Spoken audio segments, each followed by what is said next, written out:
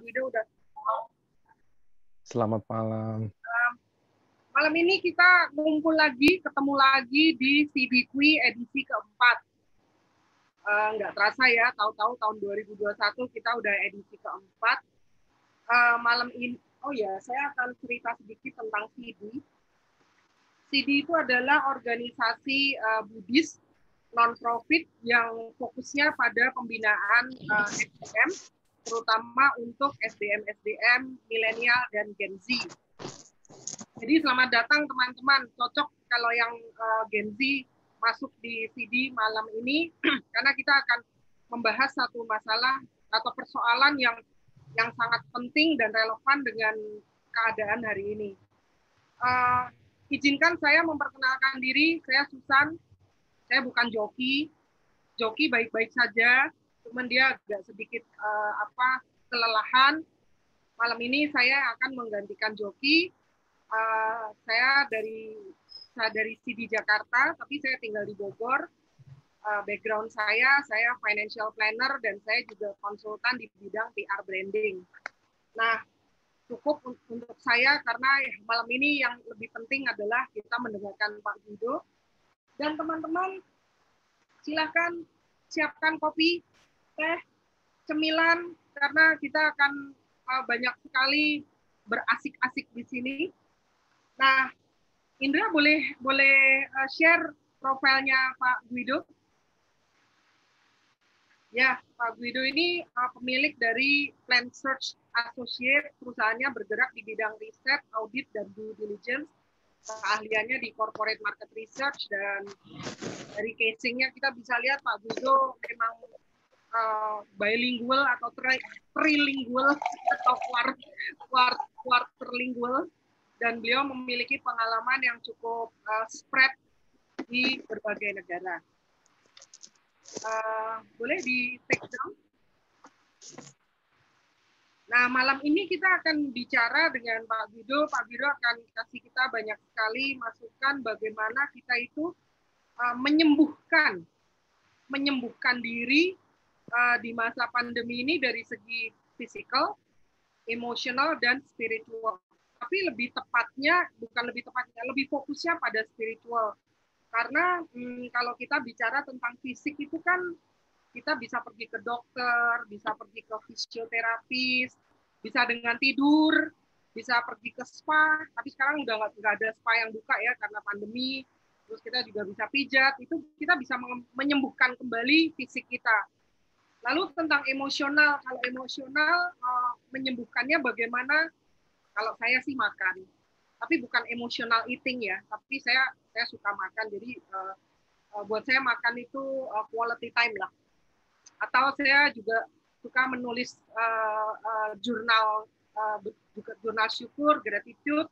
Kemudian olahraga buat saya juga penting. Saya tahu saya hari itu tidak berolahraga kalau mood saya rusak.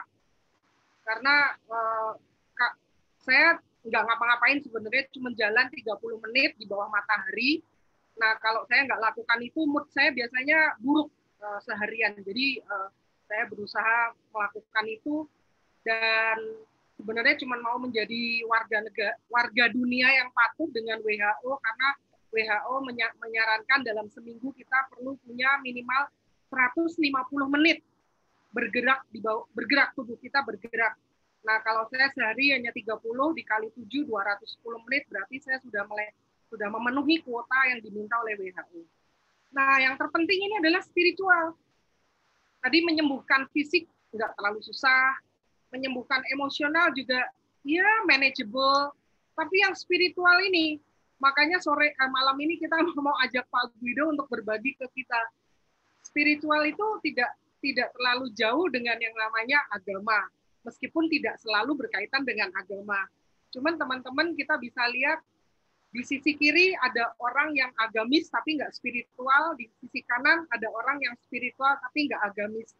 Nah, gimana nih Pak Guido, di masa pandemi ini kita bisa menyembuhkan kita sendiri secara spiritual, padahal kita di lockdown, yang namanya puja bakti sekarang lewat online, saudara-saudara dan kerabat saya yang yang Kristen juga mereka melakukan misa online dan sebagainya. Nah, malam ini kita pengen Pak Guido untuk memberi kita kisi-kisi deh, Pak. Karena kan kita kayak orang yang besok akan menjalani hidup, Bapak kayak guru kita deh.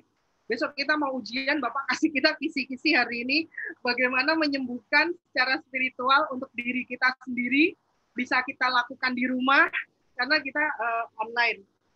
Pak Guido punya waktu sekitar 60 menit, nanti saya minta izin di menit ke-50, saya ingatkan Bapak ya. Panggung virtual saya serahkan ke Pak Guido, silahkan. Terima kasih. Terima kasih Susan untuk introduksinya. Selamat malam teman-teman, brothers, sisters. Apa kabar malam ini? How is everyone? Sehat-sehat, Pak. Sehat-sehat, oke, good ya. Itu memang apalagi di masa kayak sekarang ini ya. Maka itu waktu itu kita diskusi bareng sama Bro Joki, topik ini ya langsung disetujui ya. Karena memang kita semua itu butuh healing sih. Seperti yang tadi sudah dijelaskan juga ya, physical healing, badan, mental healing, emotional healing, dan spiritual healing. Jadi ini malam ini konsepnya sebenarnya adalah holistic healing. Tentunya ini satu topik yang sangat luas, and we only have 60 minutes ya. Jadi saya hanya sharing aja. Saya juga bukan guru ya. Saya koreksi. Saya mungkin teman seperjuangan with everybody else ya, dengan semua di sini teman seperjuangan. Dan saya juga bukan pakarnya, bukan expertnya, cuman ada beberapa hal yang ingin saya share yang mungkin sesama teman bisa agak membantu ya.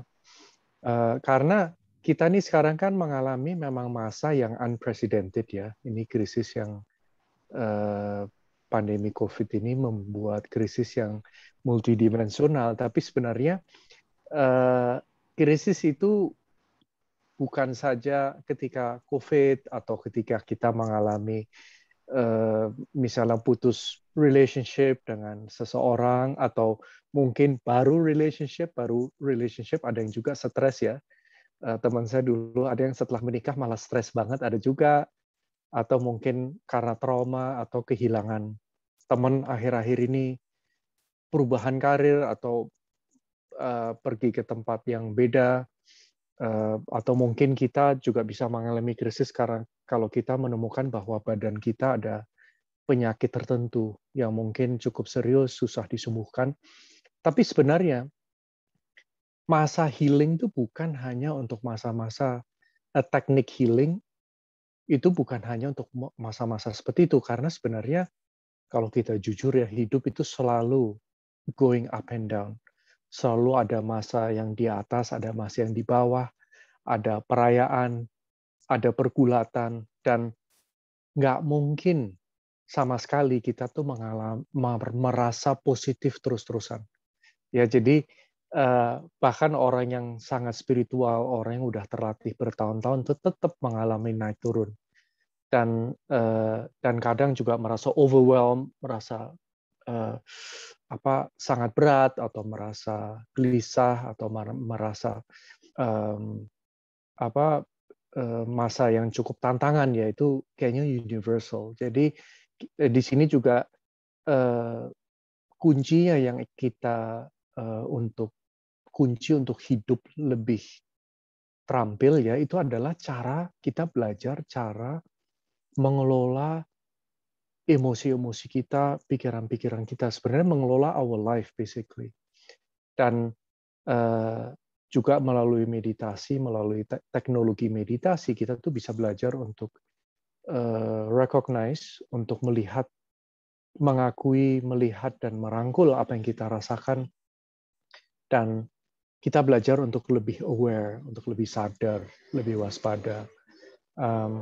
Dan teknik-teknik yang mungkin saya ingin share di sini, tentunya kita semua itu beda ya.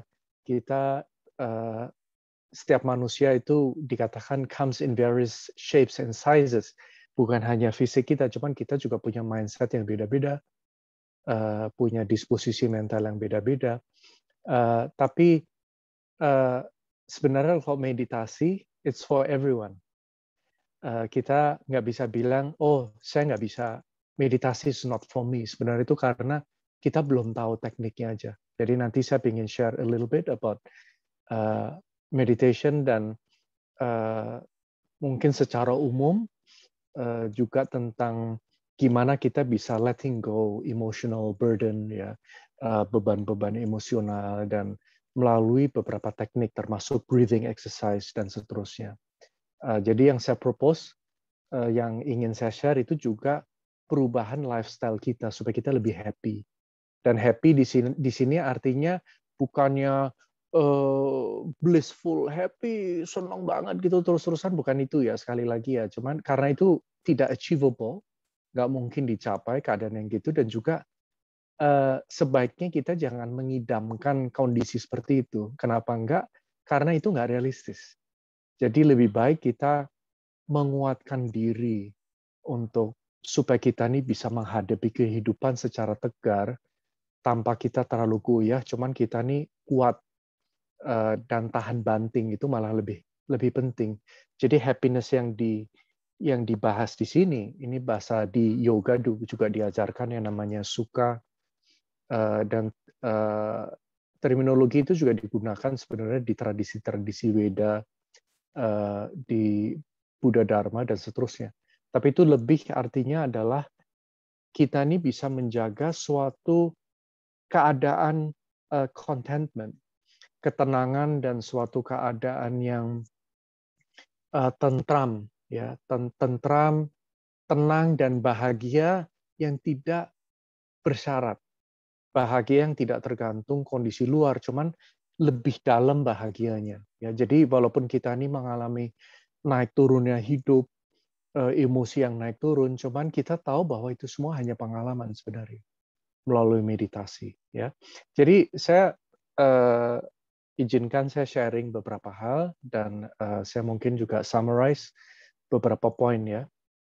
Jadi yang pertama, kita topiknya kan physical, emotional, termasuk mental and spiritual healing, ya, 3 itu. Yang disingkat PES ya, physical, emotional, spiritual. Nah, yang tadi physical well-being itu yang pertama adalah urusan yang tadi juga Ibu Susan juga sudah sebut, yaitu olahraga. Kalau Mayo Clinic itu salah satu klinik paling ternama, paling terkenal di Amerika Serikat, di Minnesota, di Minneapolis.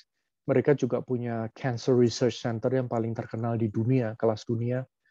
Dulu sepupu saya juga treatmentnya di sana. Yang sepupu saya yang di Amerika, ada orang Amerika satu, dia treatment di sana, cuman meninggal juga. Tapi anyway, kalau Mayo Clinic mengatakan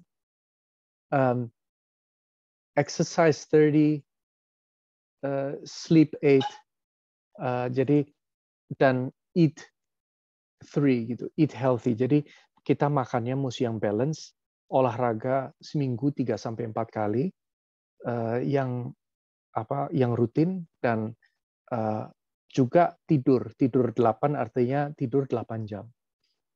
Nah, kita pelan-pelan ya. Jadi pertama, urusan physical exercise. Badan manusia itu sebenarnya dirancang untuk aktivitas physical activity. Zaman sekarang itu banyak yang orang yang kehidupannya sedentary, artinya mungkin duduk depan TV, kalau nggak duduk depan komputer, terus nggak gerak. Ya, ini dikatakan kalau kita ini nggak bergerak berapa jam di depan komputer itu lebih parah daripada ngerokok. Tapi tolong jangan disalah mengerti, jangan bilang, oh itu lebih parah daripada ngerokok, jadi saya ngerokok aja. Tapi yang penting saya bergerak ya.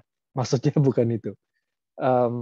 Tapi kita tuh physical exercise itu bukan hanya untuk badan, tapi yang tadi seperti Ibu Susan juga sebut, itu mempengaruhi mood kita, mempengaruhi balance dari hormon-hormon kita. Jadi kalau kita itu khususnya misalnya di Amerika, di negara-negara, di kota-kota maju lah, kota-kota yang modern, itu depresi itu udah memang seperti epidemik atau pandemik, ya. Tingkat depresi di Amerika tuh misalnya 40%. it's very high zaman sekarang. Dan secara saintifik telah dibuktikan bahwa kalau kita ini melakukan regular exercise, itu depresi, khususnya aerobik, yang sifatnya aerobik yang untuk cardiovascular health, ya, kardio, jadi misalnya jogging, even dancing, gerak jalan cepat, atau olahraga yang lainnya itu termasuk yoga, angkat beban, itu memiliki efek yang positif terhadap mood, terhadap suasana hati kita. Ini terbukti loh. Jadi kalau teman-teman di sini ada yang sering depresi, coba olahraga, go out in the sun. Kalau bisa sih mungkin di treadmill ya oke sih, cuman lebih bagus lagi sebenarnya di luar. Olahraga itu di luar. Dan itu mungkin 3-4 kali per minggu dan minimal 20-30 menit ya. Kalau nggak bisa ya lakukan yang kita bisa manage ya.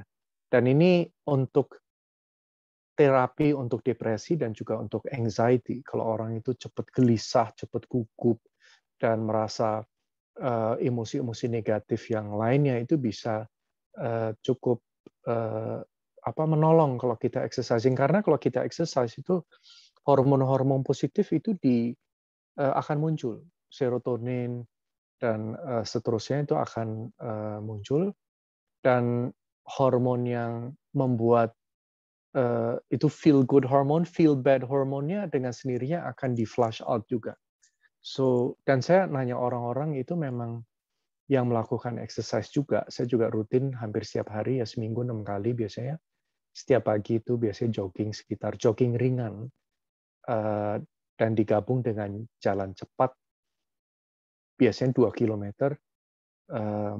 Itu juga sekaligus sebagai meditasi sih sebenarnya. Tapi it really helps karena badan ini memang harus gerak. Tapi saya juga sangat suka yang namanya integrative exercise. Jadi integrative exercise itu khususnya juga di endorse di pengobatan Tiongkok ya, di traditional Chinese medicine. Misalnya kita beres-beres di rumah atau berkebun, nyapu kebun kalau ada kebun, kalau enggak ya beres-beres, itu juga termasuk aktivitas yang physical activity yang juga sehat. Dan selain itu, misalnya home improvement ya, bersih-bersih di rumah dan buang-buang barang yang nggak perlu di rumah. I'd like to talk about that also. Itu juga membantu untuk mental health ya. Dan biasanya kalau kita melakukan integrative exercise, integrative activity, itu biasanya orang itu lebih bisa commit kalau dibandingkan dengan lari di treadmill gitu. Dia lari di treadmill kan agak bosen biasanya ya. So kalau saya biasanya kalau pagi itu, kalau dulu saya olahraga pagi itu jam 5:04. Cuman saya dikasih tahu karena waktu itu saya ke kantor itu jam 6 pagi saya udah di kantor. Jadi pagi itu olahraga dulu. Tapi kalau sekarang enggak karena WFH, jadi saya biasanya itu jam 6, masih dingin 23 derajat itu di luar 24. Terus itu juga masa yang untuk stillness, untuk solitude, menyendiri, cuman bukan kesepian loh ya, ini beda. Dan ini seperti meditasi sih kalau buat saya tuh, karena pagi itu masih sunyi, belum banyak orang, dan digabung dengan walking meditation dan running meditation.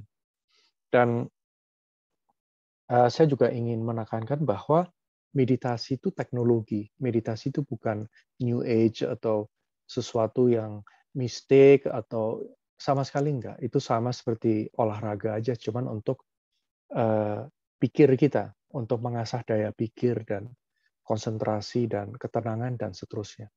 Nah, selain itu juga physical activity yang membantu ya, misalnya kalau ada hobi, cuman hobi yang berguna ya.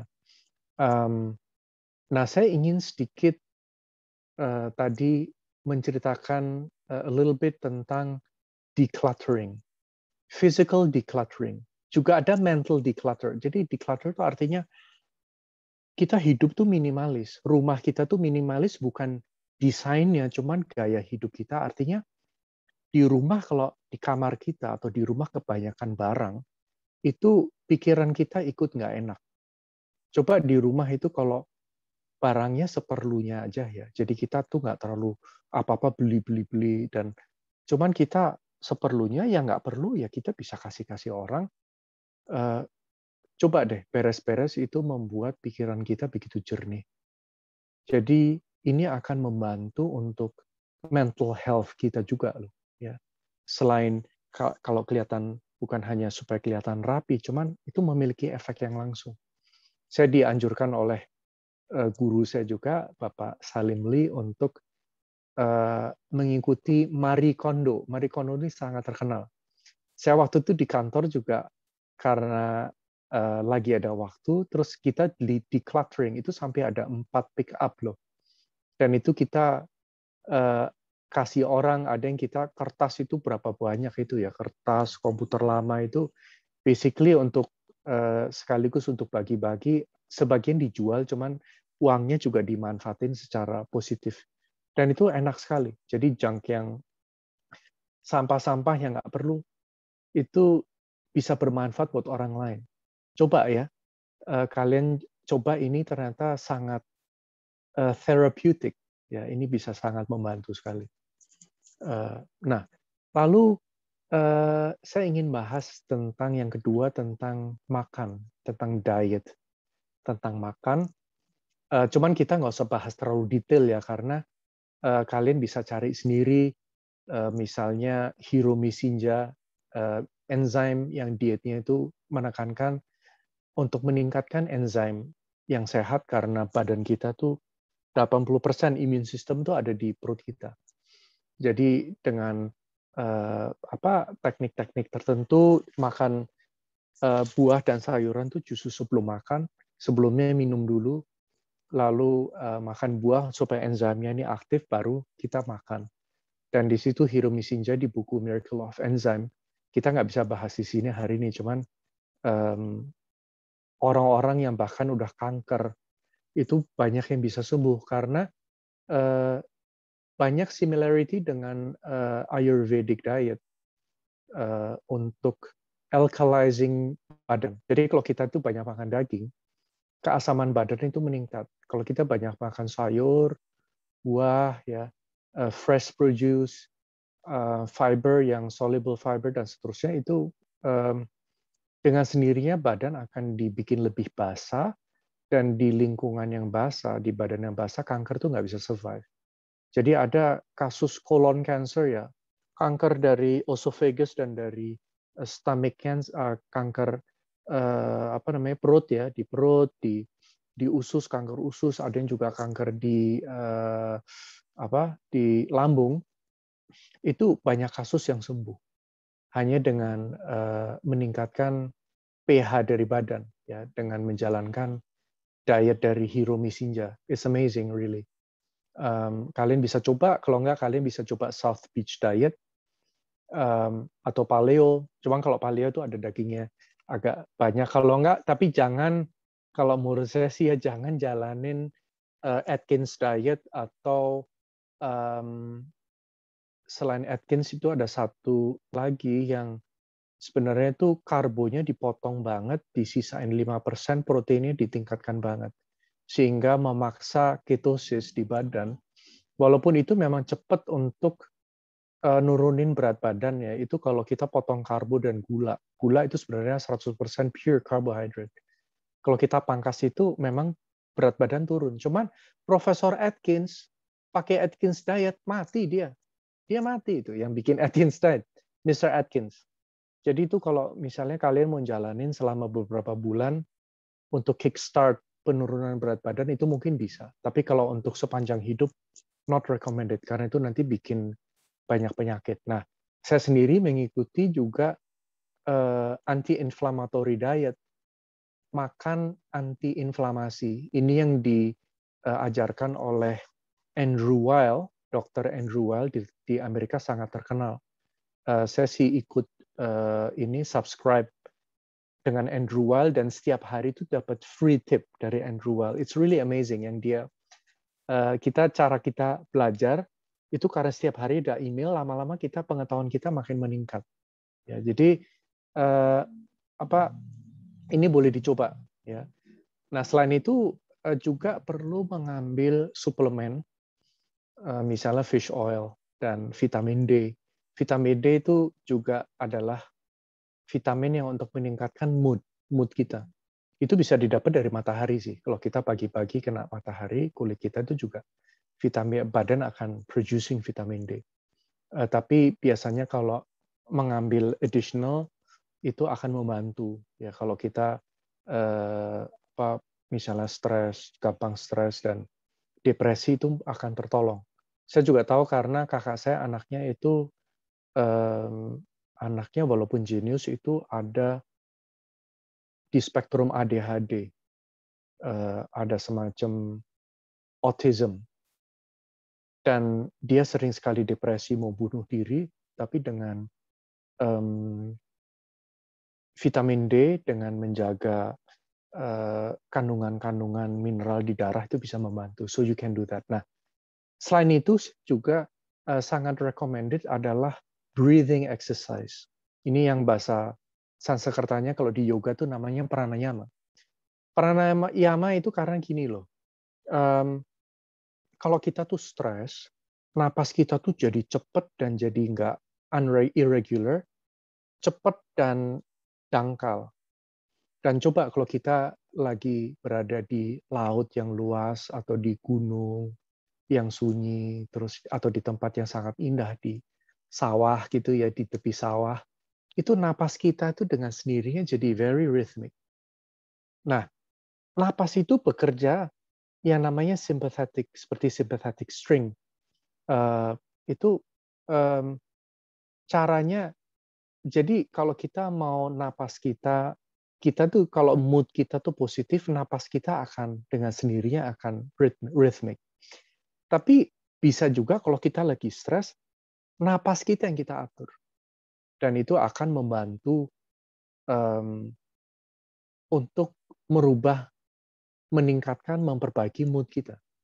Jadi saya ingin, mungkin pranayama itu tekniknya ada banyak ya, cuman saya ingin sharing 2 aja. Kalian silahkan dicoba.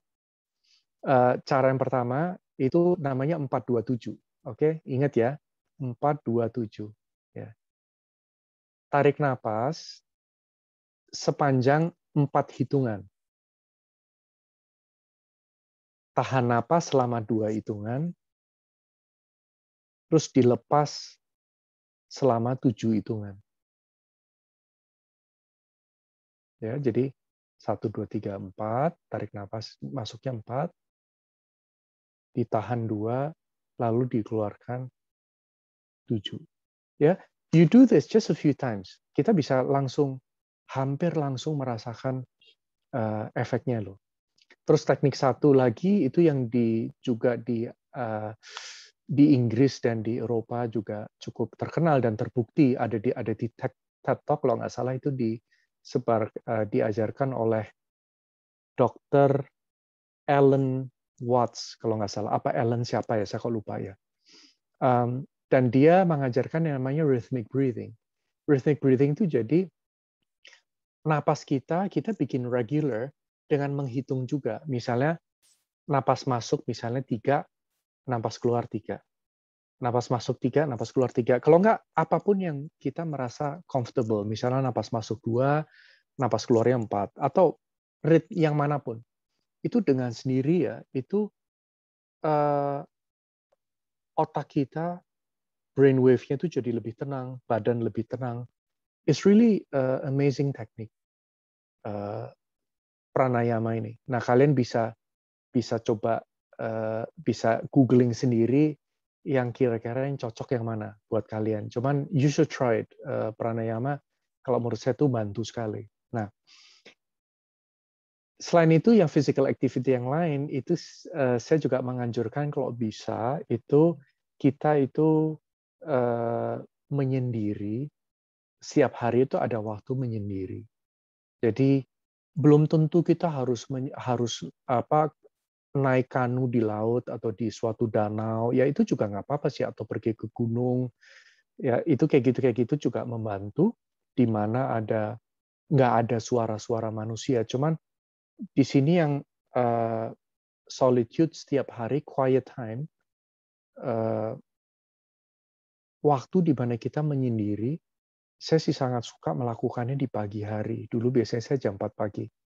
Orang masih tidur semua, belum ada suara apa-apa. And then saya biasanya di bawah bintang, di bawah morning star itu meditasi and quiet time, kontemplasi itu paling enak. Kalau sekarang sih nggak jam 4 sih. Tapi it's good to do sesuatu yang dimana kita bisa recharge. Setiap hari bisa recharging. Jadi itu semacam retreat. Dan itu bukannya me time ya. Tapi itu it's time about me. Jadi kalau me time itu biasanya selfish. Agak egois, ini waktu buat saya nggak boleh diganggu. Attitude-nya bukan gitu. Tapi justru ini waktu kita sisihkan untuk supaya kita ini bisa recharge, reprogram, recuperate, rethinking, dan reclaiming hidup kita. Jadi kita jangan pagi jangan masuk ke rutinitas pagi bangun terus kerja, makan siang kerja, terus malam udah capek nonton TV terus tidur gitu ya. Tapi perlu ada waktu untuk penyendirian, introspeksi, mungkin juga bisa dibilang doa gitu. Tapi di sini urusan physical activity karena kita memang benar-benar mengisolir diri, bukan untuk menjauhkan diri dari dunia, tapi justru supaya kita bisa lebih embrace, lebih bisa merangkul kehidupan itu. Nah, selain itu, physical activity yang lain itu misalnya lakukan sesuatu, kita membiasakan diri untuk selalu melakukan sesuatu yang bermanfaat buat banyak orang. Misalnya hal yang kecil aja. Misalnya kita lagi jalan pagi, saya kalau jalan pagi terus lihat ada sampah, ya kadang saya kantongin sampahnya, nanti dibuang di tempat sampah. Kalau enggak, I don't know, sesuatu yang misal saya lihat lagi jogging pagi itu sering saya lihat penjual pagi-pagi dan saya kadang beli makanan itu hanya untuk memberi manfaat ke orangnya, dan makanannya nanti saya kasih ke orang lain lagi, atau something, tindakan yang unselfish. Jadi bukan hanya mikirin diri sendiri, cuma suatu tindakan yang memang bermanfaat for other people, something. Mungkin juga ngasih makan ke binatang, ngasih makan ke kucing. Saya kalau di kantor tuh miara kucing, nggak miara sih, cuman banyak kucing liar. Dan setiap hari itu waktu ngantor itu setiap hari saya kasih makan. Kalau sekarang ya 2 hari sekali, karena tetangga saya di kantor tuh ternyata office boy-nya itu juga dititipin sama bosnya makanan kucing. Jadi tapi kucing itu karena I don't know, you do something for others, itu bikin kita merasa enak sekali loh. Ya, itu juga salah satu hal yang sangat simple dan efeknya sangat terasa. Selain itu juga kita mesti banyak ketawa. Tapi maksudnya bukan ngetawain orang gitu ya, atau ngetawain diri sendiri. Cuman di sini kita butuh a sense of humor dalam hidup.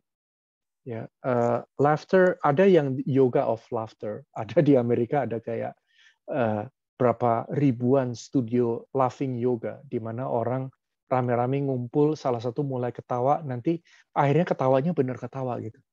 Ya, kalau orang nggak ngerti pikirannya orang-orang gendeng pada ketawa-ketawa nggak jelas, tapi laughter kalau benar-benar kita ada humor gitu ya, sedikit-sedikit kita ya nggak terlalu serius, not taking life too seriously. Kita ya juga tertawa kalau kita memang kadang bikin kesalahan, jangan mencambuk diri dengan kesalahan itu, cuman kita ada some humor, in life itu akan membantu sekali supaya kita tuh nggak terlalu serius banget urusan tantangan-tantangan hidup ya. Jadi a little humor, dan juga bisa mengatasi stres kita, dan ketawa itu juga olahraga karena paru-paru kita ini kan ototnya banyak di situ. Itu it's really salah satu sport juga. Ya, ini akan dan sudah terbukti scientifically memiliki efek ke physical health. Nah, Sekarang saya ingin bahas tentang mental health dan juga bareng dengan emotional health sih. Pertama, batasilah media exposure. Ya, jangan kebanyakan nonton TV, news, jangan dikit-dikit browsing di HP berita terakhir terus karena ini nih selain banyak berita negatif itu juga ini kayak apa ya? Ini ada istilah namanya data smog ya atau data choking. Kita tuh bisa merasa kayak dicekek oleh terlalu banyak data yang sebenarnya nggak terlalu penting dan nggak relevan. Ya, banyak sekali itu low quality yang ada di koran itu di Indonesia apa sih ya di koran ya? Ini nyolong korupsi, berita korupsi itu hampir setiap hari ada berita korupsi, terus berita COVID, terus berita apa. Tentunya kita memang harus ya, kita perlu to stay informed, kita tahu tentang what's going on. Cuman nggak harus selalu tuh baca breaking news itu apa, terus sampai akhirnya itu malah bisa memperparah mood kita. Ya. Dan karena itu semuanya free, kalau kita coba aja ya, kalian puasa, nonton TV dan puasa. Saya TV itu udah lama sekali loh, nggak nonton. Saya nggak tahu di Indonesia ada berapa channel berita. Saya udah lama sekali nggak nonton juga. Walaupun saya karena business consultant, saya tetap mesti tahu, tapi just the basics. Misalnya hanya headlines dari South China Morning Post, kalau nggak dari online, just the headlines, nggak terlalu sampai obsesi dengan suatu data karena berita negatif itu juga memiliki efek yang negatif. Jadi daripada kita tuh melihat berita negatif sampai stres, kenapa nggak kita ikutan misalnya grup-grup tuh yang positif. Jadi misalnya saya nggak mau terdengar mempolitisasi ya, cuman misalnya kalian ikut grupnya Sri Mulyani atau grupnya Jokowi itu banyak good news-nya di situ. Jadi kita lihat good news yang ada apa, kita rejoice, kita malah tambah semangat, kita tambah senang, kita lihat wah ini sepak terjang orang-orang pemerintah ya. Kita memang bisa memilih untuk hanya lihat berita busuk, tapi itu buat apa gunanya? Hanya ngisi pikiran kita dengan sampah itu buat apa? So itu ya media exposure kita batasin. Lalu yang berikutnya adalah pembatasan social media. Ya, menurut survei dari Google tuh nggak mungkin salah ya surveinya karena dia datanya tuh langsung at their fingertips, langsung muncul karena dia punya statistik yang sangat akurat. Indonesia tuh salah satu champion. Sayangnya bukan champion kemarin bulu tangkis ya atau apa, lumayan. Cuman ini champion paling banyak ngabisin waktu di internet, di social media, browsing yang nggak berguna. Ya Indonesia salah satu yang paling top. Saya lupa nomor 1 apa nomor 2. Setiap penetrasi internet itu di Indonesia juga sangat tinggi. Luar biasa sekali ya. Yang punya handphone itu udah 140 juta orang apa. More than 50% kalau nggak salah udah punya HP, smartphone, dan rata-rata 4 jam. Can you believe that? Itu 4 jam terbuang untuk hal-hal yang sebenarnya nggak berguna dan toh kalau saya tanya kalian ya, kemarin nonton berita atau buka berita di internet atau di Instagram, kalian masih ingat nggak sekarang beritanya apa? Mungkin udah lupa loh, atau yang minggu lalu atau yang 3 hari lalu. Jadi dan kalau urusan social media ya, itu juga sorry to say, maaf sekali, cuman ini juga scientific ya. Banyak sekali orang yang setelah buka Facebook, Instagram, malah setelah itu tambah stres. Kenapa tambah stres? Karena dia pertama harus menampilkan diri dengan topeng. Saya loh nih manusia bahagia. Saya loh nih yang sukses. Saya loh nih bisa ini, bisa itu. Terus apa-apa difoto. Lagi, kalau kita lihat di sosial media kan rata-rata orangnya happy semua. Lagi ngapain juga happy. Lagi makan makanan yang enak. Mie ayam juga difoto, apa juga difoto. Dan akhirnya yang terjadi merasa ada tekanan harus memproyeksikan suatu sosok virtual yang sangat happy, karena kita tuh sering itu social media itu alter ego. Alter ego kita. Banyak orang di social media dan orang benernya itu beda sekali. Bukan hanya penampilan. Dari segi karakter yang ditampilkan yang keren-keren banget. Dan biasanya selain itu, kita buka social media, kita membandingkan diri dengan orang-orang di situ. Jadi justru setelah ditutup, kita mikir, waduh, kok semua orang punya pacar, saya enggak. Kok semua orang sukses, saya enggak. Kok semua orang pada pergi-pergi ke luar negeri, apa kok saya enggak. Terus nanti malah tambah stres, Jadi gini, bukannya social media itu jelek, belum tentu. Ya.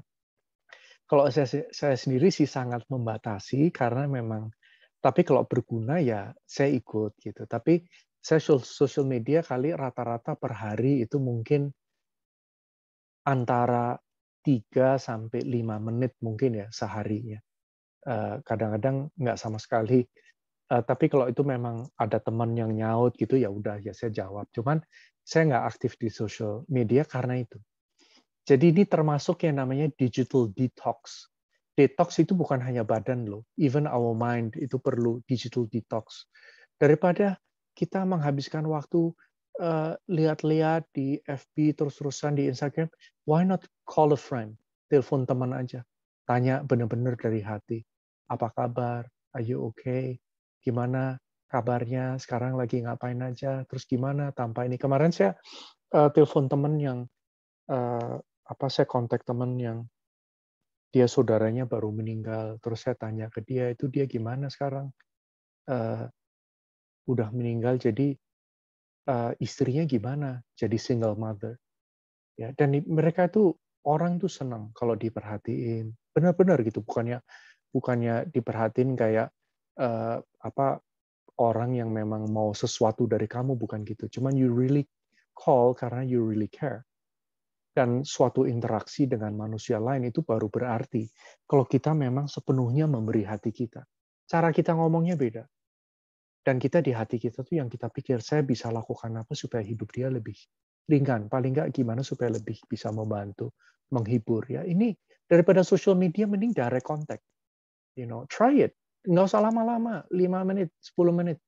Telepon teman, itu selain teman kamu jadi tambah seneng, tapi jangan kamu nelpon terus marah-marah, terus komplain, terus apa, not like that. Cuman kamu, you become the giver, kamu benar ingin bertanya gitu, kabarnya gimana, atau pingin, I don't know, just as a friend, sebagai suatu ekspresi kasih sayang, itu bantu sekali. Nah, selain itu, tambahan lain, I think, apa tadi saya mau bilang, kita selalu belajar ya, untuk mental health. Kita ini punya otak, Dalai Lama juga bilang kita ini manusia ini punya otak yang luar biasa. Jangan dibiarkan tumpul. Kalau bisa setiap hari itu belajar sesuatu. Setengah jam kayak, 1 jam kayak, baca buku. Zaman sekarang juga informasi banyak yang gratis. Kalau nggak di YouTube nonton, jangan yang konyol-konyolan, asiap-asiap, atau yang gimana yang nggak jelas ya. Arahnya nggak jelas dan hanya membunuh waktu, membunuh generasi muda dengan informasi yang sama sekali nggak berguna. Mungkin kalau kamu stres banget, udah mau breaking down, udah mau collapse, udah mau nervous breakdown, nonton asiap-asiap gitu mungkin ya, atau dulu ada apa ya, soalnya saya nggak nonton, saya nggak tahu sih, cuman asiap-asiap itu mungkin beberapa menit nggak apa-apa. Ya, cuman jangan terus-terusan. Nah, saya sih sangat enjoy, dan kalian pasti juga sangat enjoy belajar. Saya merasa otak manusia ini dirancang, otak manusia kita ini memang it's designed untuk to learn things, untuk belajar sesuatu. Jadi kita coba pilih untuk belajar sesuatu yang berguna, Selalu belajar sesuatu yang akan, di mana kita kalau tahu itu kita bisa bantu orang. Kita semakin banyak kita tahu, semakin banyak kita bisa nolong orang loh. Semakin kita nggak tahu banyak, semakin kita geblek, semakin kita nggak bisa nolong orang. So it's useful. Kadang-kadang bahkan hanya belajar resep atau apa, even that can be useful, bisa bantu orang loh. Right? Nah, yang lain itu tadi yang Ibu Susan udah bilang adalah journaling. Journaling itu juga very healthy. Karena dengan kita journaling itu kita ngaku loh. Cuman journaling-nya jangan dipercantik. Dan jangan journaling tuh untuk justifikasi diri. Wah, gua kelihatan keren banget deh hari ini. Saya memang manusia yang cantik sekali. Bibir saya memang luar biasa. Bentuknya tebal dan sangat menawan seperti sendal jepit. Atau jangan bikin journaling untuk memuji diri sendiri. Cuman kamu journaling itu kayak diary, kamu really really honest. Ini membantu sekali. Karena dengan journaling kita tuh ngaku bahwa kita tuh kalau punya kekurangan, punya kesalahan, kita tuh ngaku. Dengan mengakui pun setengah orang Jerman mengatakan dengan kita mengaku, setengah dari persoalannya udah selesai. Kalau kita nggak ngaku kita punya masalah, masalah itu akan gantung kita mungkin hidup dalam denial. Jadi journaling itu juga sangat menolong sekali. Oke, itu yang tentang untuk urusan mental. Nah, mental healing. Ya. Nah, selain itu saya ingin bahas beberapa poin tentang emotional healing. Ya, kita intinya itu mengembangkan beberapa membudidayakan sikap-sikap positif. Dan ini akan membantu sekali dalam hidup kita. Dan terbukti loh orang dengan EQ itu hidupnya kemungkinan besar akan lebih sukses dalam arti sukses secara holistik, secara keseluruhan. Kualitas hidup kita tuh meningkat kalau kita punya EQ. Dan untungnya EQ itu bisa dilatih. EQ itu bisa ditingkatkan. Sama seperti olahraga. Ya. Nah, ada beberapa sikap. Yang pertama adalah acceptance. Ya, acceptance ini bukan berarti seperti orang Jawa bilang nerimo terus nggak ngapa-ngapain. Tapi acceptance itu adalah suatu sikap yang sangat aktif sebenarnya ya. Sama sekali nggak pasif. Sebenarnya kalau kita bilang acceptance itu pasif, it's not true. Ya. Dan acceptance itu bukan berarti kita give up. Ya, kita udah amsyong, udah saya nggak mau ngapa-ngapain lagi, udah ini memang nasib saya. Bukan seperti itu sama sekali. Tapi justru kita itu terima dulu keadaannya. Misalnya kayak COVID ini sekarang ya, kita kalau nolak kira-kira bantu nggak sih? Tapi justru kita terima, oke, ini sekarang COVID, saya harus apa? Saya bisa apa? Sama kayak kita menjalankan bisnis. Daripada kita itu menolak kalau bisnis kita menurun, dan kita denial, mendingan kita terima dulu, oke, ini bisnis saya lagi turun, jadi saya bisa apa? Jadi kita justru terima dulu. Kita terima dulu dan kita baru dengan clear mind, kita ini bisa selalu ada sesuatu yang bisa kita lakukan, right? Jadi termasuk juga di sini adalah menerima orang lain, menerima diri sendiri, ya, menerima kekurangan kita, menerima ketidaksempurnaan kita. It's so helpful. Kita nggak perfeksionis. Jadi kita tahu kita manusia, kita punya kekurangan, kita pasti kadang hidup itu pasti naik turun. Kita tahu kita punya emosi negatif dan positif, cuman kita ngaku dan kita terima, oke. What am I gonna do about it sekarang? Justru kita segala persoalan dalam hidup itu dimulai dengan ngaku dulu kita punya persoalan. Ini sama healing ke dokter ya. Kita harus ngaku dulu ke dokter, dok, saya memang punya penyakit nih. Saya kecanduan alkohol, saya ngaku. Saya kecanduan narkoba. Saya kecanduan, saya punya penyakit apa, mengidap penyakit something. Jadi jangan sebelumnya udah ngotot ke dokter dulu. Enggak, saya nggak sakit itu. Kita kan sering kayak begitu. Dikasih tahu orang malah kita nggak mau dengerin. Ya. Sering banget itu kesalahan kita yang seluruh dunia bisa lihat, kecuali diri kita sendiri kita nggak bisa lihat, orang lain bisa lihat. Ya, so ini loh acceptance itu termasuk yang tadi ya kita nggak membandingkan diri dengan orang lain juga. Ini penting banget.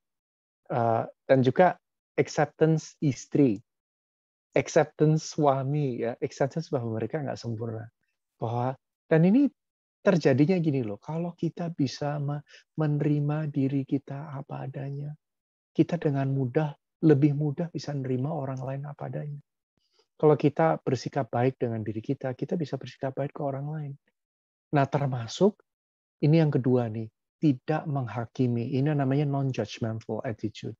Ya, kita tuh jadi jangan kita setelah menerima atau setelah melihat diri kita, kekurangan kita apa, jangan menggunakan kekurangan itu untuk mencambuk diri kita sendiri. Ya, menghakimi ini nggak pernah bantu. Kalau kita tuh menghakimi orang lain, sebenarnya karena apa? Karena kita menghakimi diri kita sendiri. Nah, kita tuh justru jadi kalau kita tuh merasa sering kita menghakimi diri sendiri, ini ujung-ujungnya depresi. Jadi untuk sekarang, akui dulu, oke, saya punya kebiasaan, saya sering menghakimi diri sendiri. Ya, ini akan membantu sekali. Nah, sikap yang ketiga adalah yang namanya shanti atau sering disebut kesabaran, tapi I like the translation ketahanan, ya, atau forbearance ya. Jadi artinya kita itu ini sebenarnya adalah suatu bentuk kebijaksanaan loh. Kita tuh jadi artinya it's very interesting definisinya dari forbearance adalah kebiasaan kita untuk tidak bereaksi secara negatif dikala kita mengalami masa-masa susah, ya. Jadi kita tidak bereaksi secara negatif. Artinya jadi gini loh, it's so important kita tuh bisa sabar dengan diri kita sendiri, bukan hanya dengan kehidupan dengan orang lain, also with yourself, you know. Dan kita tuh sering nggak bisa memaksa sesuatu untuk terjadi dengan cepat. Kalau kita ada perumpamaan dari John Kabat-Zinn, misalnya ada ulat itu jadi kepompong, terus kita pingin cepet-cepet kepompongnya cepet jadi, terus kita kepompongnya kita pencet-pencet, terus ditusuk-tusuk, nanti malah mati. Tapi just let it unfold, terus nanti jadi butterfly dengan sendirinya. Jadi sering itu dalam hidup memang ada waktunya. Perlu waktunya, cuman patience is so important. Kita jadi tahan banting, hidup itu pasti kita banyak tantangan, daripada kita mengharapkan supaya nggak ada tantangan, lebih baik kita itu belajar untuk menyikapi semua tantangan hidup dengan lapang dada, dengan kesabaran, dengan keberanian untuk bisa full secara frontal kita menghadapi tantangan-tantangan hidup. Belum tentu kita akan, dengan sikap itu belum tentu kita akan berhasil. Belum tentu kita kanker akan sembuh. Tapi setidaknya kita udah berani mengakui dulu dan kita udah bisa bersabar dalam arti kata kita nggak bereaksi secara negatif. Dan mungkin kalian di sini jangan bosan yang pernah dengar akronim SARA, ya SARA itu dari Western Psychology, dari salah satu modern psychologist ya, kalau kita menghadapi suatu tantangan hidup, prosesnya SARA. Shock. Pertama kita shock dulu kan, tantangan. Habis itu anger. Lalu rejection, nolak. Baru acceptance, setelah acceptance baru healing, penyembuhannya terjadi. Ya, jadi itu prosesnya memang gitu. Tentunya dari shock, anger, rejection, lalu acceptance, dari rejection ke acceptance ini memang juga proses. Itu biasanya melalui suatu proses negosiasi dulu sih. Kadang negosiasi dengan Tuhan, negosiasi dengan diri sendiri, cuman nanti ujung-ujungnya kita nih sebagai manusia tuh punya suatu kebiasaan yang sangat unik, yaitu kita itu bisa belajar untuk menerima keadaan loh. Kita bisa punya keberanian untuk to work with the mind dan untuk bisa mengalami keberanian untuk sepenuhnya completely feel every emotion yang kita alami. Ini kita bisa latih, ya.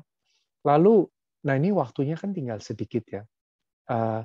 Cuman ini penting juga adalah sikap generosity, gratitude and generosity, ya.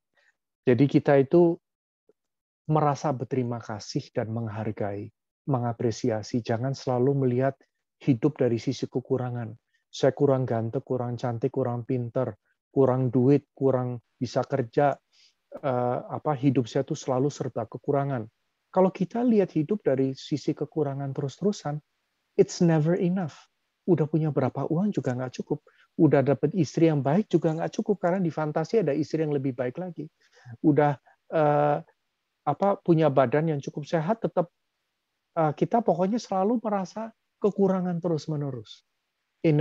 Secara obsesif. Tapi kalau kita menghargai, kita berterima kasih. ini akan mempengaruhi our mood dan mempengaruhi our outlook, cara kita melihat hidup kita, dan juga akan mempengaruhi level dari kewaspadaan kita, level dari kesadaran kita, antusiasme kita, tekad kita, dan your level of attentiveness, konsentrasi kita, daya konsentrasi, your energy level, dan juga kualitas tidur kita loh. Ya, kalau kita nih sering bisa berterima kasih, selalu ada sesuatu yang kita bisa grateful about, so many things. Dan kalau kita tuh merasa berterima kasih, kita juga dengan sendirinya itu juga akan lebih generous. It's interesting bahwa namanya kekayaan. Kekayaan itu adalah sebenarnya bukan berapa jumlah yang kita punya, cuman how much are you willing to. Ini adalah suatu sikap kemurahan hati. Kita kalau hidup itu selalu pinginnya memberi ya. Kita dan ini bisa dilatih, memberi mulai dengan hal yang kecil-kecil, memberi waktu kita, memberi kasih sayang, memberi ilmu pengetahuan kita, sharing pengalaman, sharing sumber daya, sharing duit, sharing pengetahuan, ya, sharing wawasan. Ini sharing telinga kita, sharing hati kita. Ya, ini one of the best things untuk meningkatkan kualitas hidup kita. Bayangkan kalau kita pergi kerja, tapi di hati kita tuh pingin sharing. Sangat mungkin. Sangat mungkin. Tapi memang ini harus dilatih ya. Nanti kalau kita udah seperti itu, dan hidup ini pasti, it's not perfect. Tentunya it's never going to be perfect. Tapi itu akan sangat menolong kita untuk memiliki outlook yang positif dan energi dan seterusnya. Nah, selain itu tadi sebenarnya saya lupa dari sequence-nya adalah memaafkan. Ya, untuk kita tuh juga membawa sikap minal aidin wal faizin, memaafkan diri sendiri dan memaafkan orang lain, dan kebiasaan kita untuk membuka lembaran yang baru. Nah, ini tentang emotional healing. Ya. Nah, sekarang baru masuk ke yang namanya spiritual healing. Nah, spiritual healing kita waktunya ini tinggal berapa menit nih, Bu Susan ya? Mungkin ini harus kilat. 15. Sorry? 15 minutes. Oke, 15 minutes. Nah, kalau spiritual healing ini begini ya. Ini tentunya sangat luas dan kita masing-masing punya preferensi tertentu. Cuman saya ingin membahasnya dari segi a kind of universal spiritual spiritual method, ya. Jadi jadi universal spiritual method artinya misalnya teknik meditasi. Saya justru ingin menekankan itu karena dengan sendirinya kalau kita seorang Muslim itu akan meningkatkan iman Muslim kita. Kalau kita ini Christian akan meningkatkan iman Kristiani kita. Kita semakin dekat dengan Yesus Kristus atau dengan Bunda Maria atau dengan Tuhan. Ya, jadi meditasi itu bukan sesuatu yang aneh atau gimana, enggak, itu teknologi. Mungkin saya ingin mulai dengan yang namanya doa untuk spiritual healing. Kenapa saya membawa saya ingin bicara tentang doa? Karena doa ini banyak orang di dunia, orang Indonesia juga yang suka berdoa. Itu di semua tradisi itu ada urusan doa. Nah, doa itu kenapa itu efektif secara spiritual? Nah, doa itu pertama gini. Kita tuh actually ya sebetulnya dengan doa itu kita bicara ke diri kita yang paling dalam. Nah, dengan kita ini berdoa itu yang pertama. Kalau kita ini lagi mumet banget, pikiran kita mumet, hati kita mumet banget, dan kita merasa no way out, maka itu pingin bunuh diri atau merasa dia adalah cinta satu-satunya, saya nggak bisa hidup tanpa dia, dan any kind of problem. Atau saya nggak bisa kerja, saya nggak bisa ini, nggak bisa itu. Nah, what happens kalau kita berdoa? Kalau kita doa dengan kata please gitu, mungkin doa ke Tuhan, ke Yesus Kristus, ke Bunda Maria, it doesn't matter. Or even just doa aja, belum tentu harus ada tokoh suci tertentu, tapi sosok yang suci, tapi tentunya itu akan membantu. Untuk banyak orang itu akan membantu. Maka itu di tradisi Buddha Dharma pun itu banyak sosok representasi seperti itu. Nah, kalau kita berdoa, Yang pertama, kita mengakui dulu nih bahwa kita memang punya persoalan. Maka itu kalau orang bilang, God, please help me with this problem. Setidaknya kita udah ngaku.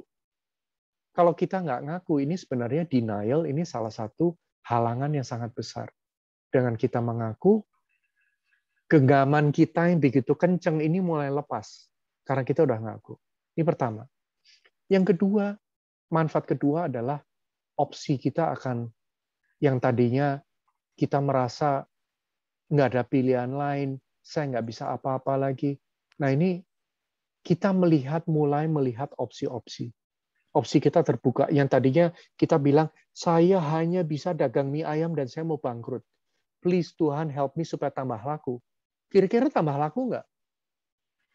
Gerobak mie ayamnya masih sama, bumbunya masih sama, lokasinya masih sama, harganya masih sama. Tambah laku nggak dengan doa ke Tuhan? Kalau Tuhan lihat juga, Tuhan paling geleng-geleng kepala. Justru kalau nggak laku, mungkin apakah lokasinya atau mungkin bumbunya kurang enak. It's not, kita nggak bisa ya apa-apa menyalahkan Tuhan. Ini di semua agama juga ada free will. Jadi jangan, kita justru yang mesti berusaha juga. You see, ora et labora, bahasa Latinnya. Jadi kita selain berdoa, kita juga bekerja. Ini very important. Ya, saya udah berapa kali dengar sharing dari seorang pastor, ya Pastor Edo, orang Itali, dia bilang ke saya, dia bilang, yang paling bikin saya stres apa coba? Ya ini pastornya ini dia julukannya Pastor Yesus karena penampilannya benar kayak Yesus Kristus di gambar-gambar. Orang Itali. Dia waktu itu ke Indonesia selama 6 bulan. Dalam rangka S2-nya dan dalam rangka dia pelayanan. Dan dia bilang hal yang paling bikin dia stres adalah kebanyakan orang datang dan menanyakan kenapa Tuhan tidak menjawab doa saya. Dan dia bilang, dia selalu harus bilang yang sama, ya harus sabar dan kamu harus berusaha. So anyway, jadi doa itu tujuannya dengan kita mengakui, nah kita nih bisa mulai melihat ternyata ada opsi-opsi lain. Karena hati kita lebih terbuka. Dan yang ketiga, muncul yang namanya aspirasi. Kita tadi ya mumet, kita merasa saya nggak bisa ngapa-ngapain, opsinya banyak dan kamu mulai ada aspirasi.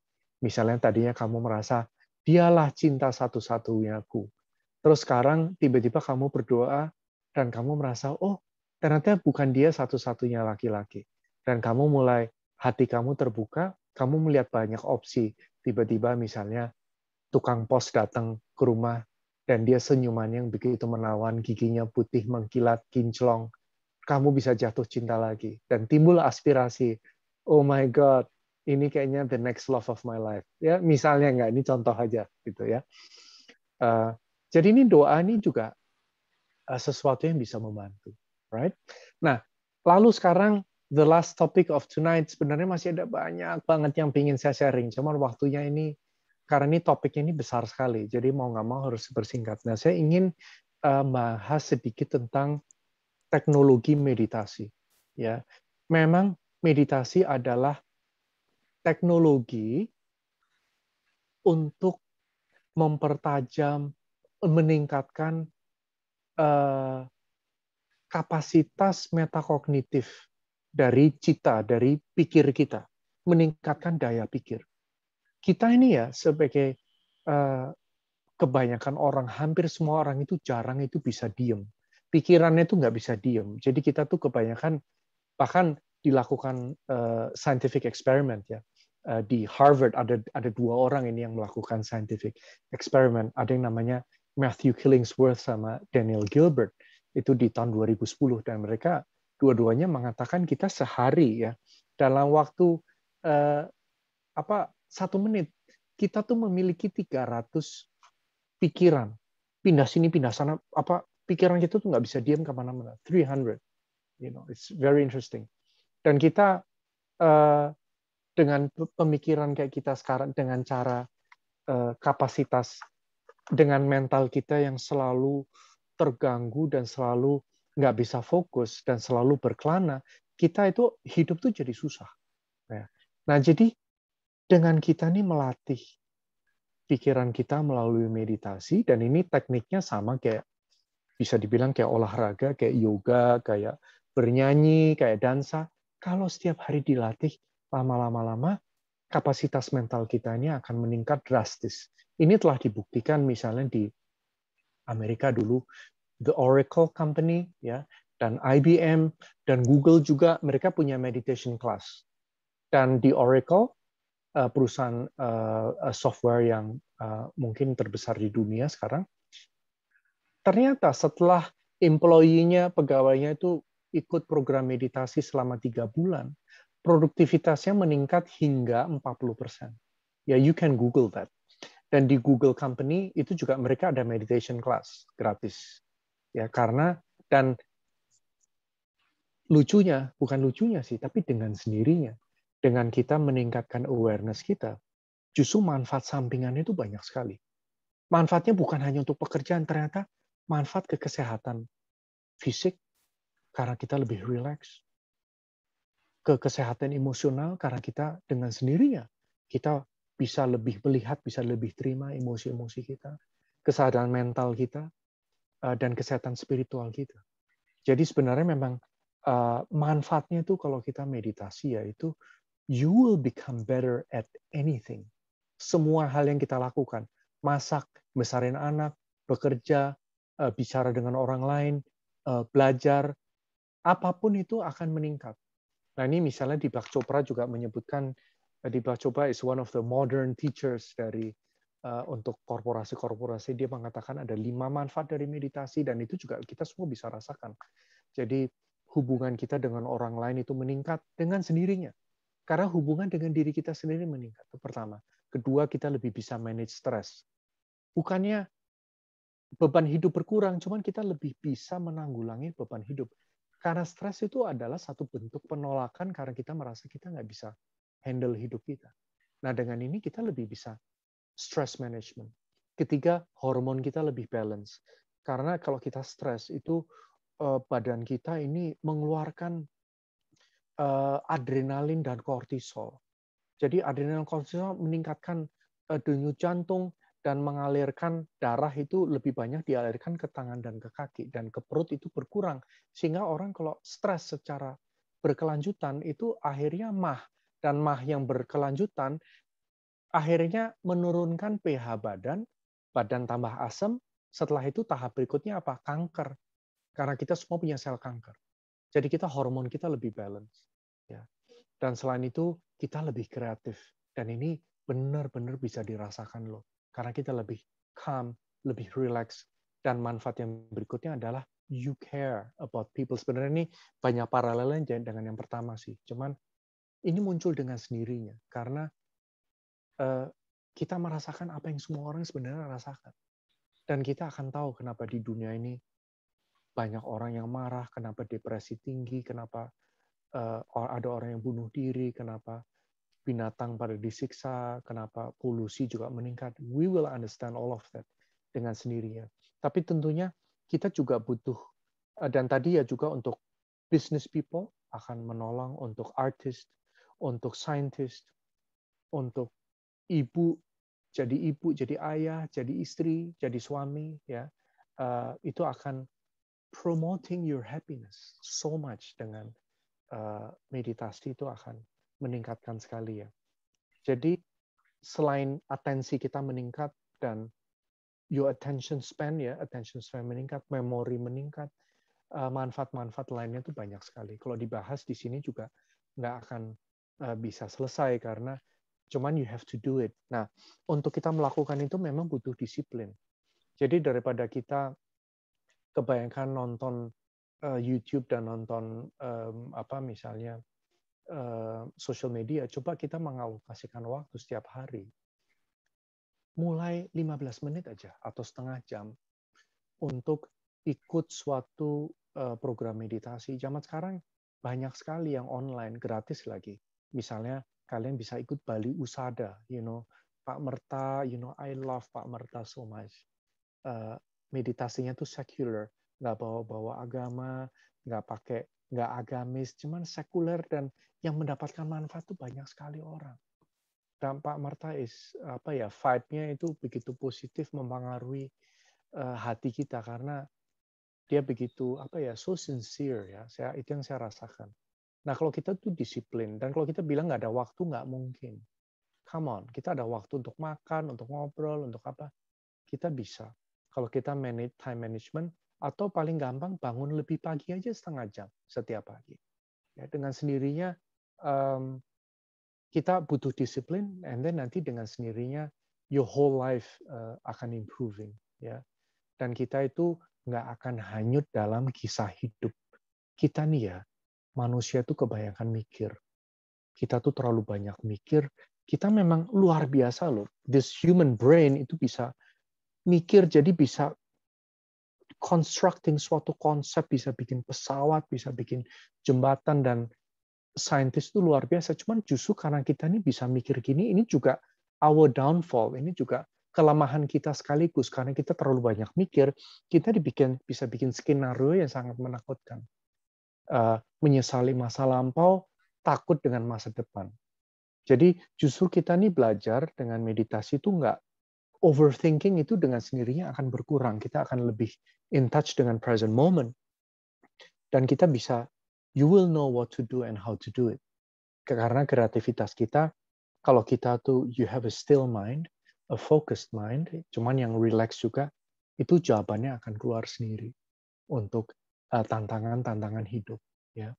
So anyway, sebenarnya masih ada banyak yang ingin dibahas, cuman saya sadar ini juga udah overtime ya, udah ngelewatin waktu, so maybe it is time untuk diskusi, is it, Ibu Susan? Iya Pak, terima kasih banyak. Teman-teman, kita kasih apresiasi yuk. Kasih rame-rame, kita kasih tepuk tangan. Pak Guido, ini sudah ada 2 pertanyaan yang masuk. Saya akan bacakan ya Pak. Oh please, silakan, monggo.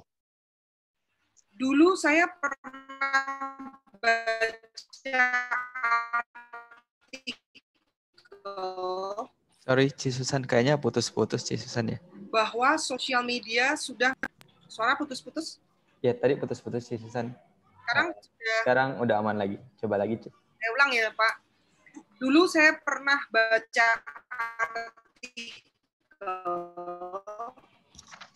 Sorry, Ci, kayaknya masih putus, Ci. Bahwa sosial media sudah menggantikan bisnis card. Mungkin bisa baca di chat kali ya. Karena di rumah saya hujan deras. Mau aku yang bacain? Oke, silakan. Ya. Jadi pertanyaannya, dulu saya pernah baca artikel bahwa sosial media sudah menggantikan bisnis card. Dan pengalaman pribadi, kalau baru kenalan dengan seseorang, biasanya ditanya, ada Facebook atau IG nggak? Instagram nggak? Mungkin LinkedIn. Jadi saya rasa sosmed ada manfaatnya juga di zaman sekarang. Apa ada tips untuk behavior di sosmed yang bijak, Romo Guido? Terima kasih. Alright, terima kasih. Tadi siapa yang bertanya? Siapa? Pertanyaan dari Pak Denny, Kak Denny. Oh, Pak Denny. Thank you, Pak Denny. It's a very good question. Jadi memang gini ya, bukannya social media itu jelek atau jahat atau negatif, tapi tergantung kita. Kan bisa kan kita misalnya menyebar, kita jadi seseorang yang justru di social media itu memberi semangat, jadi penyemangat hidup. Kita justru bukan mengujar kebencian, cuman justru kita membuat orang lebih tenang.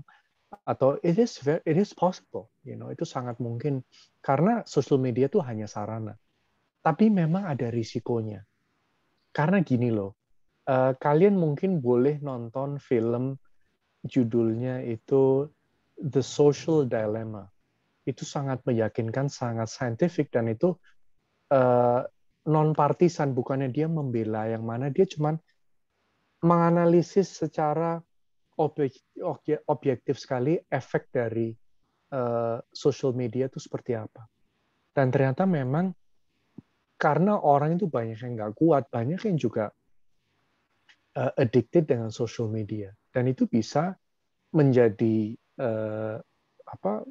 kayak kecanduan dan bisa memiliki efek yang sangat negatif. Tapi saya juga saya menggunakan social media yang paling sering saya pakai itu justru LinkedIn. Karena itu profesional. social media, bukan untuk ngobrol-ngobrol. Itu biasanya cuma singkat, messaging juga singkat, dan di situ mencari talent segala macam tuh sangat lengkap di situ. Jadi I really like it, dan juga saya subscribe dengan beberapa tokoh di situ, misalnya Bill Gates, dan saya subscribe dengan Deepak Chopra dan John Maxwell tentang leadership. Itu bergunanya luar biasa. For me, it's so useful karena saya dapat banyak informasi. Karena di situ nggak terlalu banyak junk kalau di LinkedIn. Cuman kalau di IG apa saya sih nggak tahu, saya nggak bisa komentar karena saya memang nggak aktif di situ sih. Bahkan ya ini saya ngaku ke kalian nih, hari ini kalian bisa ucapin selamat ke saya. Pertama kalinya di Instagram saya posting. Pertama kalinya seumur hidup nih, saya posting hari ini, ya perdana. Dan itu saya cuma kirim poster kecil, dan itu sebenarnya agak apa ya? Saya cuma coba-coba gitu, tiba-tiba send gitu, udah kekirim gitu. Tapi saya rasa kalau itu sesuatu yang berguna ya oke gitu. Tapi saya belum pernah di Instagram belum pernah posting apa-apa. Itu my first post. Tapi if it's useful, then why not? Tapi yang penting jangan sampai kita tuh dependent dan sampai kecanduan sampai nggak bisa kontrol diri, sebentar-sebentar harus buka HP, harus buka. Kayak ada sampai teman saya sampai dia nggak bisa konsentrasi, dikit-dikit lihat HP, dikit-dikit lihat HP. Padahal belum tentu ada apa-apa di HP, dan dia merasa HP-nya bergetar. Coba kalian ngaku, ada nggak yang merasa di kantong HP-nya bergetar, pas dicek ternyata nggak ada apa-apa. Cuman kita udah karena saking kebiasaan, kita merasa HP-nya ini bunyi tadi. Padahal nggak. Ya, so use it wisely. Kalau menurut saya sih, kalau kalian memang udah begitu ketagihan, homeopati aja. Artinya kamu kurangin. Tadinya 4 jam, ya udah dikurangin misalnya setengah jam dulu. Ya, bukannya dikurangin jadi 3,5 jam. Kamu batasin setengah jam maksudnya. Terus nanti kamu kurangin lagi kan. Karena memang, I don't know, kalian tanya deh ke diri kalian sendiri. Kalian dapat manfaat nggak sih? Dengan sehari itu berjam-jam di Instagram, dapat manfaat nggak? Are you a better person? Kamu bisa semakin bantu orang nggak? Kamu semakin punya pengetahuan yang bisa berguna nggak buat orang lain? I don't know. Mungkin ada sih yang merasa itu kamu semakin bisa jadi orang yang berguna. Cuman kebanyakan yang saya lihat, I don't think so. Ya, dan khususnya di kantor misalnya, kamu tuh dibayar untuk kerja, bukan untuk pacaran lewat social media, bukan untuk kamu keren-kerenan di social media, mejeng-mejengan, pajang-pajangan, dan apa kan kalau di social media itu saya nggak tahu ya, cuman teman saya ada yang umur 65 kulitnya bisa kayak kulit bayi yang 6 bulan, itu nggak tahu diapain itu. Pakai beauty apa gitu ya istilahnya. Jadi udah, kalau memang kamu mau social media, be honest, jadilah inspirasi ke orang lain. Dengan kamu sharing kesulitan kamu, dengan kamu sharing your struggles, dan saya rasa kita juga perlu jadi manusia yang vulnerable. Vulnerable itu artinya yang rentan, artinya yang benar jujur, yang mau mengakui, yang mau nggak mengenakan topeng, right? So mungkin saya komentarnya segitu aja, kalau nggak nanti kepanjangan. Ya, terima kasih, Danny. Ini juga udah mau jam 9 loh, sebentar lagi. Terima kasih, Romo.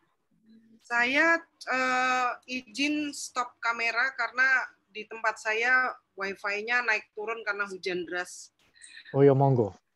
Yang kedua, ini dari Ahung, dia bertanya, kalau situasi mental seseorang sudah depressed, bagaimana dia bisa menerima atau mengakui keadaan dirinya dan keluar dari masalahnya? Thanks, Pak Guido. Oke, Ahung, terima kasih pertanyaannya. Depresi itu memang banyak jenisnya. Ada yang depresi masih taraf biasa, ada yang depresi yang namanya clinically depressed. Sampai ada dulu teman saya juga yang depresi sampai 6 bulan tuh di tempat tidur. Padahal dia seorang jurnalis dari Time Magazine, nulisnya luar biasa, bagus banget, pinter sekali, orang Austria, tinggal di Australia, dan dia 6 bulan, beberapa bulan gitu di tempat tidur, nggak bisa ngapa-ngapain. So, kalau yang clinically depressed itu memang mesti dibantu dengan pengobatan.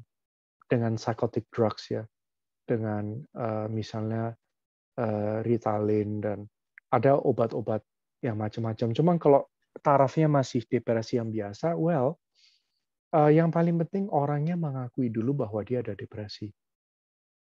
Karena kalau udah ngaku, at least itu beban stigma masyarakat atau beban ke diri sendiri ini udah mulai berkurang. Hanya dengan ngaku dulu. Dan itu kita nggak usah maksa orang, lu ngaku ya, ngaku lu depresi. Bukan kayak gitu. Tapi maksudnya, kadang it's very helpful kalau you're there for a person. You're just there. Nggak usah kasih saran, nggak usah kasih advice, nggak usah sok tahu. Tapi you're just there for that person, you know. Dengan kasih sayang kamu, dengan hati yang terbuka, dan mungkin hanya perlu dengerin aja. Nah, pelan-pelan kalau orangnya udah opening up, baru nanti bisa pelan-pelan misalnya. Saya bahkan ada buku ya tentang depresi itu saya beli. Saya waktu itu beli buku tentang depresi. It's not for me sebenarnya. Tapi saya beli karena saya tahu ini suatu saat akan berguna pasti. Karena banyak orang depresi. Dan ternyata itu saya udah minjemin juga ke teman-teman. Cara mengatasinya itu lengkap sekali, itu buku tebal. Dan itu bisa dimulai dengan yaitu tadi ya, olahraga, terus diet yang sehat, dan juga menghindari, kita mesti lihat trigger dari depresinya itu apa. Karena makanan itu bisa trigger juga. Makanan yang panas, misalnya kambing atau daging-daging tertentu, daging yang aneh-aneh, daging kalong, daging apa, daging macan, daging kucing goreng, dan seterusnya. Itu bisa triggering emotional moods. Jadi tadi ya olahraga, makan yang whole food, dan vitamin D, a lot of vegetables, dan lalu karena depresi gini loh. Inti dari depresi itu sebenarnya depresi itu sangat selfish. Depresi itu egois banget loh, karena depresi itu objek depresinya siapa? Me, me, me, me, me. It's just about me, me, me. Kita nggak lihat everybody else around us. Jadi makanya itu justru negara-negara yang depresi, tahu nggak, yang orangnya banyak depresi, itu negara maju. Ya, Jepang, Amerika, Eropa itu banyak yang depresi. Teman saya di Belanda itu negara sangat kaya juga. Itu di Belanda sampai dia ambil medication, padahal karirnya bagus, ekonominya juga ekonomi santai, duitnya banyak, tapi depresi. Jadi kalau menurut saya obat yang paling efektif, of course selain tadi olahraga apa, selain itu pelan-pelan care about other people. Do one good thing to another person. Coba lihat efeknya gimana. Dan bukankah hidup yang paling fun adalah hidup di mana kita ini bantu sesama, kita berguna buat sesama. Kita itu keberadaan kita dimanapun kita ada itu bisa membawa manfaat buat orang lain. Wouldn't that be something, you know? Kita di dalam hati kita semua pengennya itu sih. Ya, lalu kita membuka hati kita bahwa kita bukan satu-satunya orang yang depresi. Orang yang depresi itu banyak sekali. Jadi ada semacam kemanusiaan. Kemanusiaan yang muncul. Kita tahu bahwa, you know, we're all in this together. Jadi saya digantikan dengan kita. Bukannya saya yang depresi, cuman kita loh yang depresi. Kita bersama-sama. The family of human beings. Everyone. Almost everyone itu, everyone dalam hidup pasti ada masa depresi. Nah itu pertama. Kedua, misalnya dibantu dengan doa atau dengan tekad. Doanya bukannya, please semoga depresi saya hilang. Sekarang sayanya diganti. Semoga depresi kita semua orang yang senasib dengan saya, semoga hilang. Beda. It's different kalau kita include everybody else. Karena yang muncul apa? Welas asih dan empati. Kita bisa turut merasakan orang lain yang depresi. Malah kita dapat kekuatan dari depresi itu. Dan kita nggak terlalu goyah, nggak terlalu hanyut dalam depresi itu. Ada loh teman, dan yang berikutnya adalah doanya mengharapkan agar tidak ada orang satupun di dunia yang harus mengalami depresi. Ini loh, kita cara menuntaskan dan memaafkan orang lain dan juga menuntaskan suatu trauma adalah mengharapkan agar nggak ada satu orang pun yang harus mengalami trauma yang kita alami atau depresi atau apapun penderitaan yang kita alami. very, very powerful. Dengan kita melakukan doa itu, ada teman ibu saya ya, yang anak kesayangannya meninggal. Anaknya itu mungkin tahun 90 itu kecelakaan naik mobil, dan dia nggak pakai safety belt dan kebentur setir. Tapi dia hidup oke. Airbag-nya ngebuka dan dia hidup oke. Lalu kuliah di luar negeri, pulang 6 bulan kemudian setelah lulus dari luar negeri, serangan jantung, tiba-tiba serangan jantung, meninggal. Oh, ibunya histeris banget. Sampai kayak orang gila loh. Sampai selama 2 tahun tuh kayak orang gila. Dan akhirnya cuman dia bisa sembuh.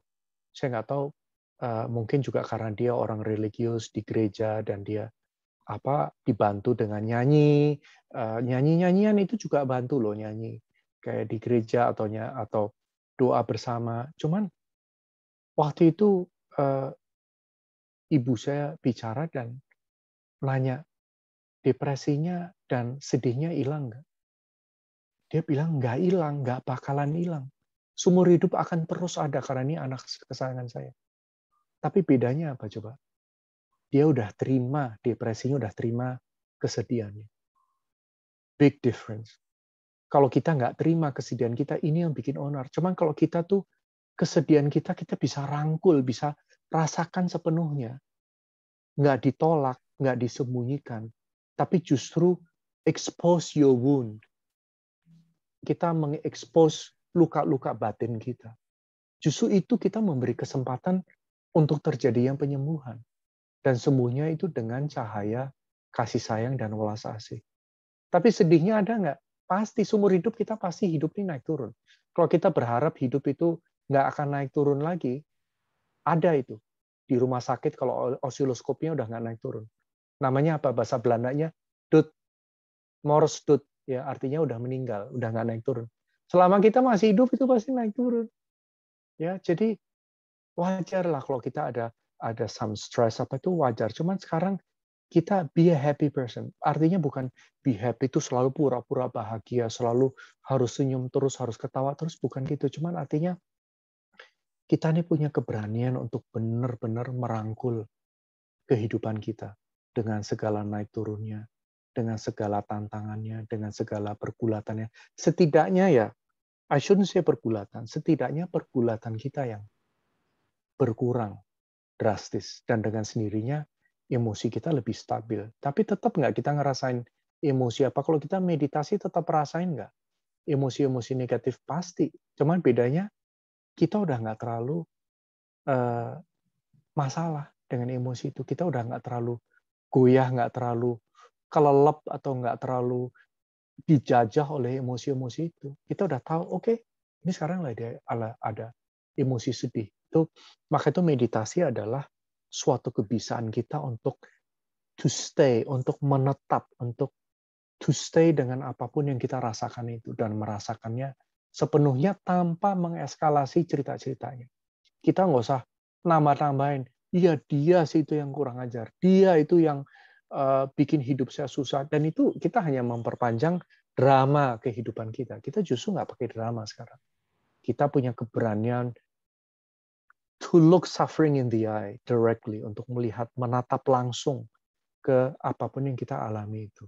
Ini loh, bisa dibilang joie de vivre, ya, the joy of living.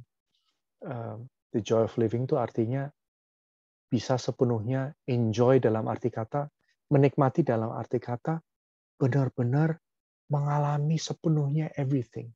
Segala teksturnya, kesedihan, kebahagiaan, joy, tragedi, ya, musibah, seluruhnya kita bisa rasakan dengan hati yang terbuka, dengan welas asih, dengan kasih sayang, dengan a kind of humanity, yang justru kita tuh menjadi a real human being. Itu justru kalau kita bisa berwelas asih dan bisa berempati dan benar-benar bisa menyayangi, real love. Love itu adalah our nature. Di dalam lubuk hati kita, yang paling dalam, sifat sesungguhnya dari kita adalah kasih sayang dan welas asih. Ya, it's there. Kalau kita meditasi, you can see it. Ya, it really is. Dengan menerima sepenuhnya, you will really have a glimpse into love. Dan itu butuh a still mind. Dan a still mind itu bisa jalannya adalah lewat meditasi sih, lewat stillness, lewat solitude, lewat dilatih meditasi. Cuma nantinya kalau udah bisa, memang udah mulai mengasah kemampuan meditasi, dan itu biasanya 2-3 bulan udah pasti terasa loh. Kalau kita memang benar serius ya, kalau kita memang benar commit, kita disiplin dan kita benar mau, itu akan ada efek ke seluruh hidup kita. Dan jangan berpikir bahwa kita meditasi itu adalah kita nanti akan feeling good all the time. Kalau kita begitu, semua dari kita yang meditasi itu merasa gagal pasti. Karena meditasi is not about feeling good, tapi it's about feeling completely apapun yang kita sedang kita rasakan, yang sedang kita lalui. Pikiran kita bisa tetap jernih, hati kita jernih, walaupun di tengah-tengah kesedihan. Alright, Ahung, terima kasih pertanyaannya. Orang depresi itu meditasi bantu loh, really. Tapi orangnya memang harus mau. Ya. Thanks, Mr. Guido, penjelasannya. Oke, you're most welcome, Ahung. Terima kasih pertanyaannya. Kasih jempol berarti oke banget, Pak, jawabannya. Oke. Teman-teman, ini sudah jam 9 di waktu Indonesia Barat, di Makassar pasti sudah jam 10. Saya pikir kita akan simpan pertanyaan-pertanyaan yang maaf sekali belum bisa terjawab malam ini. Tapi pasti kita sepakat ya, lain kali kita undang lagi Pak Guido untuk bicara tentang meditasi sebagai teknologi, dan Pak Guido ini pakarnya mindfulness dan compassion. Jadi teman-teman boleh kepoin YouTube beliau di mana-mana, itu sudah banyak sekali. Oh, not at all. Saya bukan pakar sama sekali, enggak loh. Benar-benar saya bukan. Mungkin dikit Bang, saya tahu lebih awal, sedikit lebih awal. Cuman saya juga masih belajar. Ya. Oke, terima kasih. Sebelum kita akhiri, Indra boleh share ada sedikit sertifikat dari kami, Pak. Oh, oke. Thank you. Wow, ya. Terima kasih. Terima kasih banyak Romo Guido hari ini untuk sharing-sharingnya. Ini kenang-kenangan sedikit dari CD. Sekali lagi dari CD, sangat terima kasih banyak. Untuk hari ini, Romo Guido udah luangkan waktu untuk sharing-sharing sama teman-teman semua di sini. Oh, thank you. Dengan senang hati. Terima kasih banyak teman-teman sudah hadir. Thank you. Oke, thank you kok, Romo. Saya kembalikan ke Ci Susan. Oke, sebelum kita, sekali lagi saya mau bilang terima kasih mewakili teman-teman dari CD. Terima kasih Pak Guido untuk meluangkan waktu untuk kita hari Sabtu malam-malam membahas tentang topik yang ringan tapi juga nggak ringan, tapi baik sekali untuk kita di masa pandemi ini. Sebelum kita berpisah, saya ada sedikit quote untuk kita semua. Bunyinya, at the end of the day, I'm at peace because my intentions are good and my heart is pure. Jadi moga-moga malam ini kita bisa tidur nyenyak, kita bisa merenungkan kembali tadi apa yang di-share oleh Pak Guido, dan semoga bermanfaat untuk kita semua. Selamat malam teman-teman, saya Susan, saya undur diri. Terima kasih Pak Guido. Terima kasih. Thank you Bu Susan, thank you everyone ya. Terima kasih banyak. Sampai ketemu lagi.